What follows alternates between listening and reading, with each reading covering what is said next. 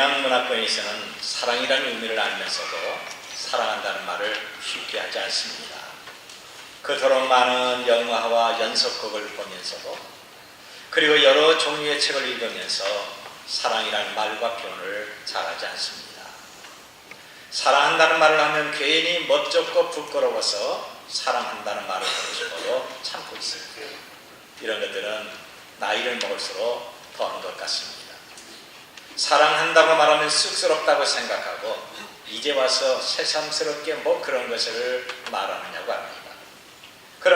그러면서 마음으로 사랑하면 되지 꼭 그런 말을 해야 되느냐 하고 물어봅니다. 그런데 상대방은 사랑한다는 말을 듣기를 원하고 있습니다.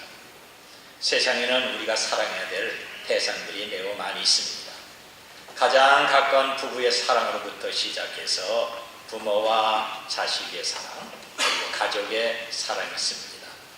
스승과 제자의 사랑이 있고, 교회에서는 목사와 교우들의 사랑이 있습니다. 친구의 진한 우정과 연인의 사랑이 있습니다. 이렇게 사랑의 대상은 많은데 사랑한다는 말은 쉽게 하지 않습니다. 우리가 신앙생활, 같은 교회에서 믿음의 생활하면서 목사와 교우들 간에 사랑한다고 말을 하면 이상한 생각부터 합니다. 교회는 순수한 아가페적 사랑인데도 말입니다. 그런데 현대 젊은이들은 다릅니다. 너무 쉽게 감정적이고 에로스적인 사랑을 생각합니다. 그리고 그런 사랑이라는 말로 너무 쉽게 순결없도록 깨뜨립니다. 이것이 멋진 낭만이고 사랑이라고 생각을 합니다. 국어 사전을 보면 사랑이라는 것은 남녀가 서로 정을 들여서 그리는 마음, 그리고 이웃을 동정해서 친절히 대하고 너그럽게 베푸는 마음이라고 장황하게 설명합니다. 그러니까 이성의 사랑은 친절을 베푸는 그런 사랑에 비해서는 아주 작다 바르죠. 사랑은 참으로 좋은 것입니다. 내가 누구를 사랑할 수 있는 대상이 있는 것과 내가 다른 사람으로부터 사랑받는다고 하는 그 자체가 행복입니다. 지금은 엄청 크게 달라졌습니다만 과거 남녀의 사랑은 그 행복보다 이루지 못할 비극적인 것에 더 많은 비중을 뒀습니다. 한국에 지나간 유행가를 보면 거의 사랑을 비극적인 결말로 노래한 것입니다. 사랑이 뭐냐고 물으신다면 눈물의 씨앗이라고 말하겠어요. 당신과 나 사이에 저 바다가 없었으면 가지마오 가지마오 나를 두고 가지를 마오. 사랑해서는 안 될 사랑을 사랑했기 때문에. 그리고 자식들이 사랑할 때 부모가 보면 잘못된 사랑, 그래서 하면 안 된다, 괜찮아요, 하면 안 돼, 괜찮아요, 그러다가 후회하지 않아요? 후회하지 않나요? 이번에 눈물을 흘리면서 슬퍼하는 것입니다. 전부 비극적인 사랑으로 가득합니다. 그런데 여러분, 정말 사랑은 이렇게 슬프고 이렇게 가슴이 아픈 걸까요? 물론 이룰 수 없는 에로스적인 사랑은 그럴 수가 있습니다. 그런데 성경에서 말하는 사랑은 가장 기쁘고 가장 즐겁고 행복을 보장하는 소망의 즐거움이라고 하는 것입니다. 성경에서 사랑을 가장 잘 표현한 것은 고린도전서 13장입니다. 내가 사람의 방언과 천사의 말을 할지라도 사랑이 없으면 소리나는 구리와 울리는 꽹과리가 되고, 내가 예언하는 능이 있어 모든 비밀과 모든 지식을 알고 또 산을 옮길 만한 모든 믿음이 있을지라도 사랑이 없으면 내게 아무것도 없다. 내가 내게 있는 모든 것을 구제하고 내 몸을 불사르게 내줄지라도 사랑이 없으면 아무 유익이 없느니라.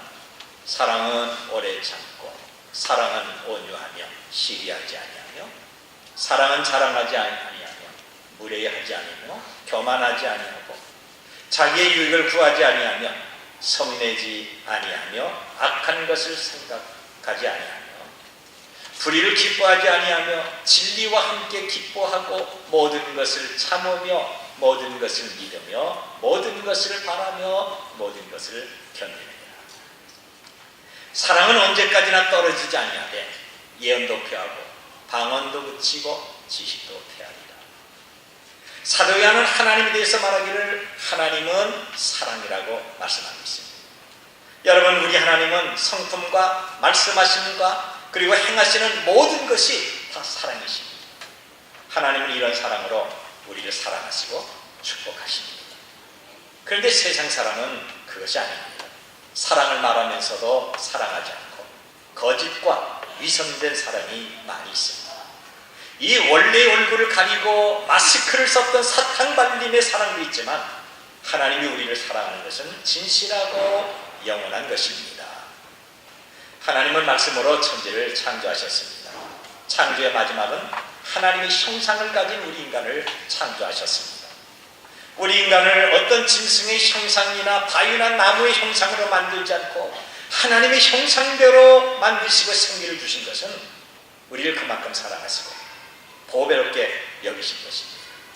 성경은 하나님의 사랑을 말씀하시기를 하나님이 세상을 이처럼 사랑하사 독생자를 주셨으니 이는 그를 믿는 자마다 멸망하지 않고 영생을 얻게 하려 하심이라 그랬습니다. 우리는 그동안에 죄짓고 허물도 많고 무식해서 실수가 있어도 하나님의 사랑은 예수 그리스도를 통해서 우리를 구원시켜 주신 것입니다. 만일 하나님이 천지를 창조할 때 우리 인간을 가장 먼저 창조했다고 한다면 얼마나 불편하고 과연 살 수가 있었겠습니까? 빛도 없습니다. 하늘과 땅도 없습니다. 물도 없고 동물이나 식물도 없습니다. 하늘의 새나 바다에 고기도 없고 아무것도 없는 그냥 캄캄한 곳에 창조하시고 우리를 놔두셨다고 한다면 얼마나 우리가 가치가 없고 얼마나 불편한 생활을 했을까요? 그런데 하나님은 우리가 고생하거나 불편하지 않도록 모든 만물을 다 창조하신 후에 마지막으로 창조하셨습니다. 그만큼 우리가 가치 있고 보배가 있다고 하는 것입니다. 여러분 자신을 향한 하나님의 사랑을 얼마나 알고 있습니까? 아무도 나를 알아주지 않고 그래서 고독하고 어떻게 보면 바보 같고 당장 먹을 것도 없고 몸 아파 다른 사람에게 부담을 주며 세상에서 쓸모없어서 차라리 죽는 것이 낫다고 생각해도 그런데 그것은 자기 생각이죠. 여전히 하나님은 우리를 사랑하십니다. 우리는 하나님의 사랑을 받고 있는 보배롭고 존귀한 존재들입니다. 그리고 잠시 후는 영원한 천국이 우리를 기다리고 있습니다. 혹시 실족하고 시험에 걸려 넘어질까봐 하나님의 성령을 통해서 우리를 강하게 하시고 모든 것을 이기게 하시는 능력과 은혜로 함께하고 있습니다. 이것이 우리를 향하신 하나님의 사랑이십니다. 여러분 이것을 아십니까? 온 우주와 세상과 세상 사람들은 하나님의 사랑을 받기 위하여 받는 우리를 위해서 존재하고 있다고 하는 사실. 우리가 세상을 위해서 존재하는 것이 아니라 세상이 하나님의 사람이 우리를 위해서 존재하고 있다고 하는 거죠. 우리는 하나님의 사랑을 받기 위해서 태어났습니다. 마치 하인이 주인과 주인집 자녀를 위해서 존재하고 필요하듯이 세상의 모든 피조물과 모든 사람들은 우리를 위해서 존재하고 있는 것이죠.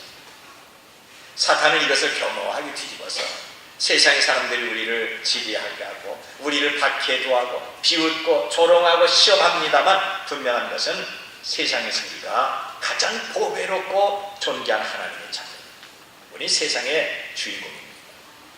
그 외 모든 것들은 우리의 들러리고 조연에 불과한 것입니다. 하나님은 믿음의 조상 아브라함을 부를 때 너 이리 와라 하고 끝난 것이 아닙니다.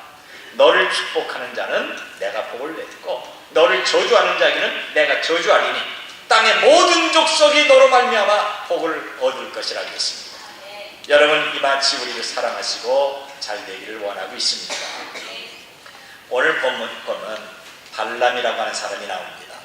탐욕에 얻은 복수를 가고 거짓 선지자인 발람을 통해서도 선민 이스라엘을 축복하시는 하나님의 사랑을 볼 수가 있습니다.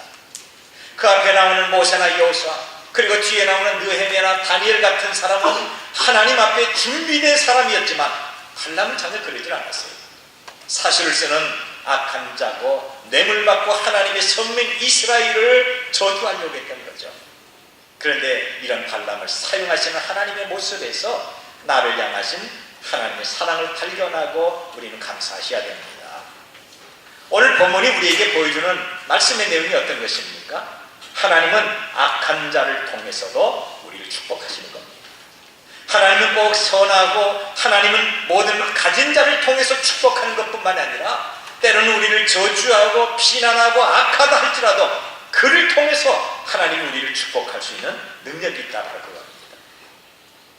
돈을 받고 이스라엘을 저주하려고 하는 발람은 하나님의 사람으로는 전혀 자격이 없습니다. 자격 없는 악한 사람이 지금 일을 하려고 합니다. 그런데 하나님은 이런 악한 사람을 통해서 당신 백성을 축복하십니다. 이것이 하나님의 사랑이십니다. 많은 교회에서 성경 공부를 합니다만 성경 공부를 통해서 예수님 닮는 훈련을 합니다. 이 성경 공부가 결국은 제자 훈련인데 바로 교회를 통해서 봉사하고 복음을 위하여 부름받아 헌신하기 위해서 공부를 하고 있는 거죠. 제자 훈련의 피나되는 같이 더불어 생활하는 것입니다. 우리 교회가 여기 있잖아요. 함께 하는 것.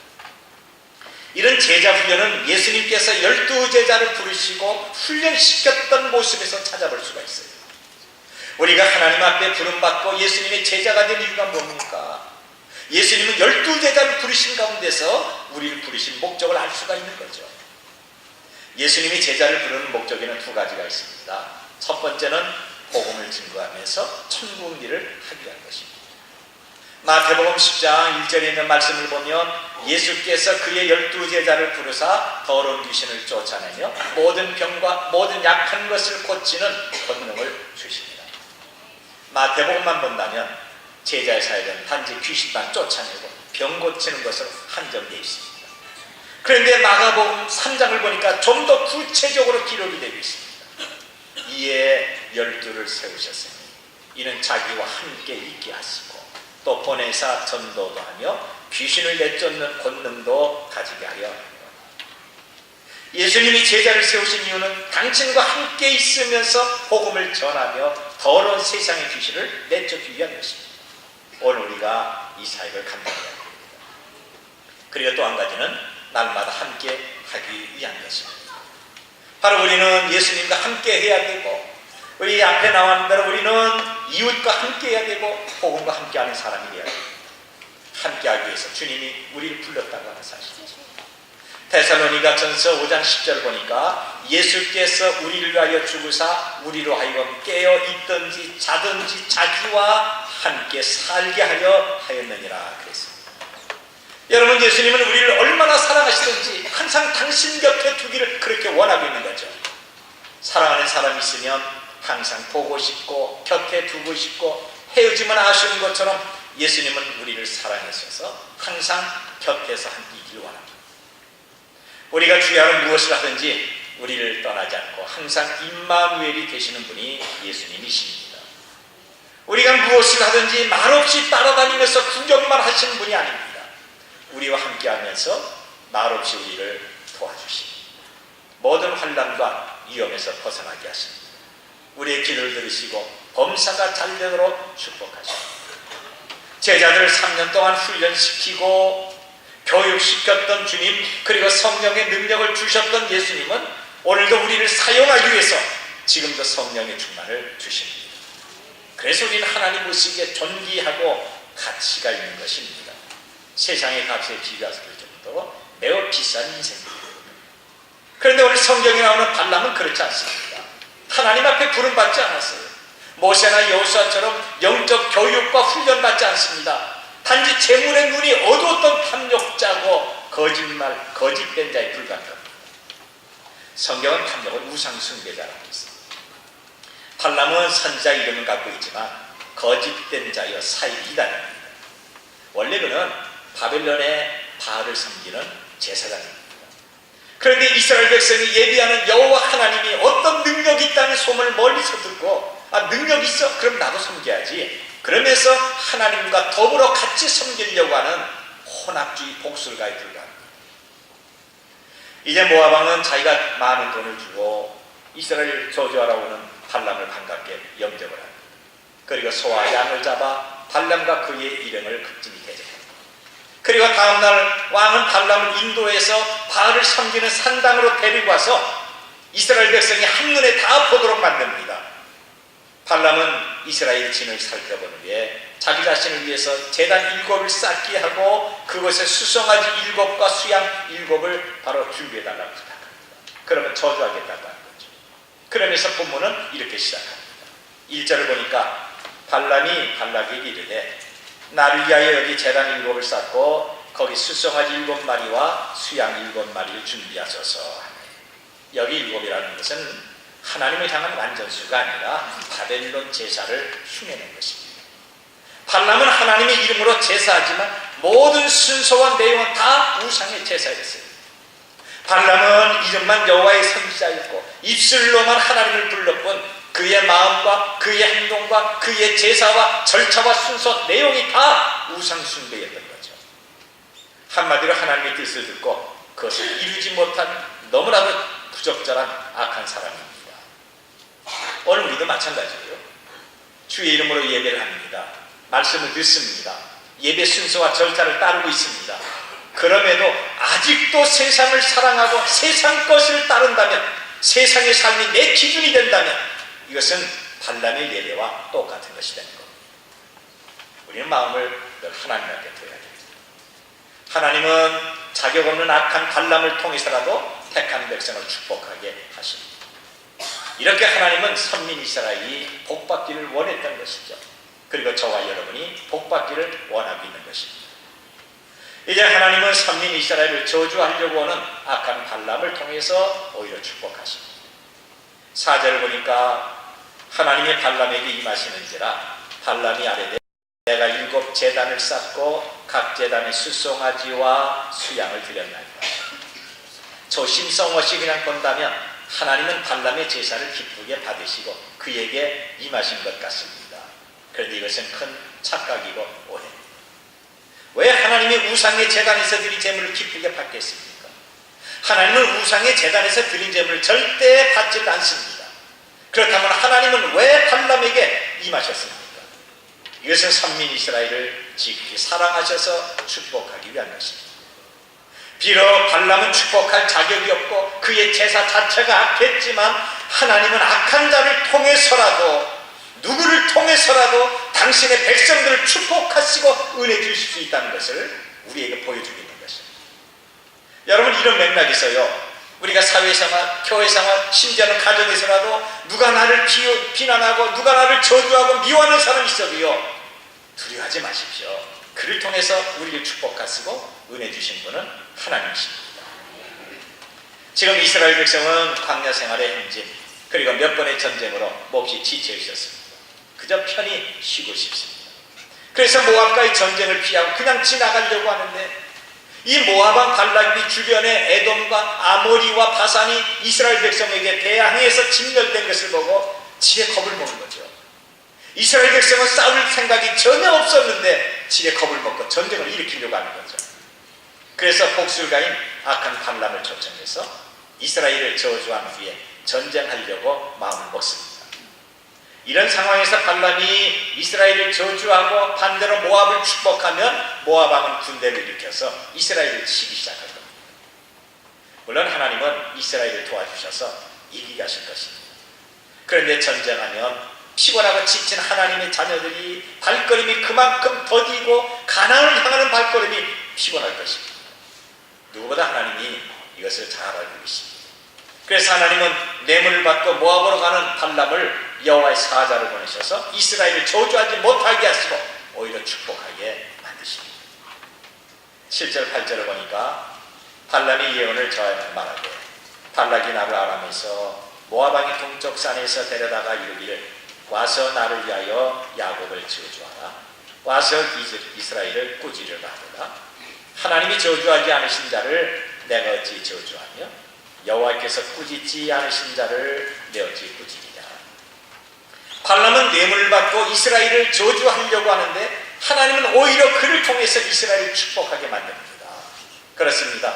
하나님은 우리를 선택하시고 우리가 예수님을 믿고 범사가 잘 되기를 원하고 있습니다. 하나님은 우리를 축복하시는 분이십니다.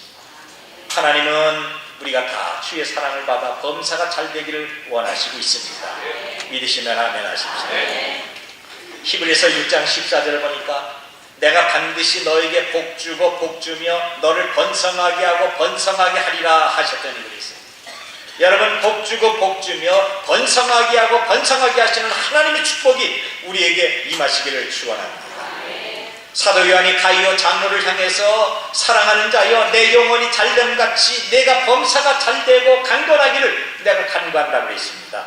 이런 축복이 오늘 예배하는 우리들과 우리 자녀들에게 그대로 임하시기를 축복합니다. 호세아서 11장 1절 보니까 이스라엘이 어렸을 때 내가 사랑하여 내 아들을 애굽에서 불러냈다고 말씀하고 있습니다. 하나님은 이스라엘 백성이 애굽에 종되었을 때 그들을 사랑하는 아들, 하나님의 자녀라고 하시면서 애굽에서 불러냈다고 말씀하고 있는 거죠. 하나님이 이들을 사랑하지 않았다면 이스라엘과 하나님과는 아무런 관계가 없는 저주스러운 애굽의 종이었을 것입니다. 그리고 오늘날 이스라엘은 없었을 것입니다. 여러분, 하나님의 사랑을 받는 우리는 보배로운 하나님의 자녀뿐만 아니라 거룩하게 살아야 될 성민입니다. 신명기 26장 18절과 19절 보면 여호와께서도 내게 말씀하신 대로 오늘 너를 그의 보배로운 백성이 되게 하시고 그의 모든 명령을 지키라 화건하셨느니라. 그런즉 여호와께서 너를 그 지으신 모든 민족 위에 뛰어나게 하사 찬송과 명예와 영광을 삼으시고 그 말씀하신 대로 너를 내 하나님 여호와의 선민이 되게 하리라 그랬습니다. 어디 그뿐입니까? 신명기 33장 12절 보니까 여호와의 사랑을 입은 자는 그 곁에 안전히 살리로다. 여호와께서 그를 날이 마치도록 보호하시고 그를 자기 어깨 사이에 있게 하신다고 말씀하고 있습니다. 여러분, 우리가 잘나고 많이 배우고 가진 것 많아서 하나님의 관심을 끈 것이 아닙니다. 우리가 선한 일 많이 하고 의인돼서 하나님의 사랑을 받는 것이 아닙니다. 허물과 죄로 죽었을 때 미약하고 연약할 때 하나님 우리를 자녀로 삼으시고 우리를 불러주셨어요. 우리는 사랑받기 위해서 태어났습니다. 당연히 사랑받을 자격이 있습니다. 이사야서 43장 1절부터 4절까지 말씀 보면 야곱아 너를 창조하신 여호와께서 지금 말씀하십니다. 이스라엘아 너를 지으신 이가 이제 말씀하십니다. 너는 두려워하지 말라. 내가 너를 구속하였고 내가 너를 지명하여 불러나니 너는 내 것이라. 네가 물 가운데 지날 때 내가 너와 함께 할 것이라. 강을 건널 때 물이 너를 침몰하지 못할 것이고 내가 불 가운데 지날 때 타지도 않을 것이고 불꽃이 너를 사르지도 못하리니 대저 나는 여호와 내 하나님이요 이스라엘의 거룩한 내 구원자이라. 내가 애굽을 너희 성량물로 구스와 스바를 너를 대신하여 주었노라. 네가 내 눈에 보배롭고 존귀하며 너를 사랑하였다고 하나님 신주시면서 말씀하고 있습니다. 사도 바울은 저와 여러분을 가르쳐서 하나님 우리를 위하시면 누가 우리를 대적하리요. 자기 아들을 아끼지 아니하시고 우리 위하여 모든 것을 내주시니가 어찌 그 아들과 함께 우리에게 모든 것을 주시지 않겠느냐. 누가 능히 하나님께서 택하신 자를 고발하리요. 의롭다 하신 하나님이니 누가 정죄하리요. 죽으실 뿐 아니라 다시 살아나신 이는 그리스도 예수시니 그러나 하나님 우편에 계신 자여 우리를 위하여 간구하신다고 말씀하고 있습니다. 예수님이 지금도 저와 여러분을 다 일일이 뵈면서 하나님 앞에 간구하고 있습니다. 이렇게 우리는 사랑받는 백성으로 태어났던 것이죠. 그럼에도 불구하고 우리를 저주하고 우리를 비난하고 망하기를 원하는 사람도 있습니다. 하나님은 이런 것들이 있을 줄 아시고요. 잠언 26장 2절에서 미리 이렇게 말씀하십니다. 까닭없는 저주는 참새가 떠드는 것과 제비가 날아가는 것 같이 이루어지지 아니하느니라. 우리를 향한 하나님의 사랑 권해는 무궁한 것이요 우리를 향한 세상의 저주는 참새가 지저귀는 것이나 제비가 날아가는 것처럼 아무것도 아니라고 하는 거죠. 여러분, 까닭없는 저주에 두려워하거나 겁먹지 마십시오. 우리는 하나님 보시기에 참으로 보배롭고 존귀한 사람들입니다. 우리는 하나님의 사랑을 받고 있는 사람입니다. 저와 여러분은 과거부터 지금까지 하나님의 은혜 가운데 살고 있고 앞으로 현재보다 천배의 축복이 있을 줄 확실히 믿습니다.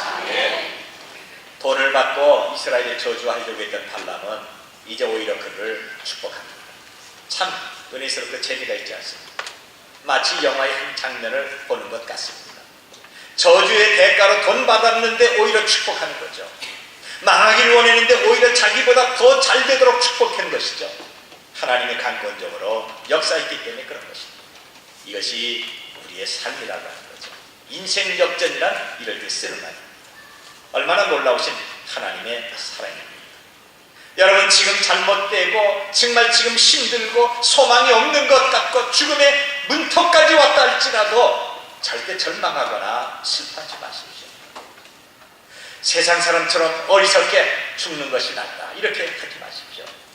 욥을 일으켜주셨던 하나님이십니다. 하나님의 백성들을 일으켜주시는 능력이 우리에게 있다고 하는 것이죠. 우리는 두려워할 것이 없습니다. 하나님 앞에 붙잡힌 인생들입니다. 자, 이렇게 되자 모압 왕이 속이 상합니다. 이스라엘을 저주하려고 많은 돈을 주고 높은 것을 약속하면서 발람을 불러왔는데 발람은 저주가 아니라 오히려 축복하는 거죠. 속이 상할 대로 상하는 왕은 화를 내자 발람이 12절에서 이렇게 말합니다. 여호와께서 내게 주신 말씀을 내가 어찌 말하지 아니할 수 있습니까? 하나님이 강권적으로 축복하게 만듭니다. 하나님께서 발람은 정말 부족하고 합당하지 않았지만 그를 통해서 선민 이스라엘을 축복하게 합니다. 오늘 세상은 불신과 사탄의 역사로 가득합니다. 그리고 불신의 세력은 할 수만 있다면 우리를 시험하고 대적해서 넘어뜨리려고 하고 있죠. 그런데 하나님은 사탄과 불신의 사람을 통해서도 우리를 축복하십니다. 이것이 우리를 향한 하나님의 사랑입니다. 아무도 끊을 수 없는 하나님의 사랑을 저와 여러분이 입고 있다고 하는 거죠. 다시 말씀드립니다. 우리는 사랑받기 위해서 태어난 사람들이죠. 이제 우리는 하나님의 사랑에 깊이 감사하도록 하십시다. 저와 여러분의 삶과 저와 여러분의 입술 가운데서 하나님 감사합니다. 이 은혜를 어떻게 보답합니까? 나는 주님 위해서 살겠습니다 라고 하는 진실한 고백과 행위가 있도록 하십시다. 그래서 어딜 가든지 하나님의 사랑을 입은 성도답게 날마다 찬송과 감사와 기쁨이 충만한 우리가 되시기를 바랍니다.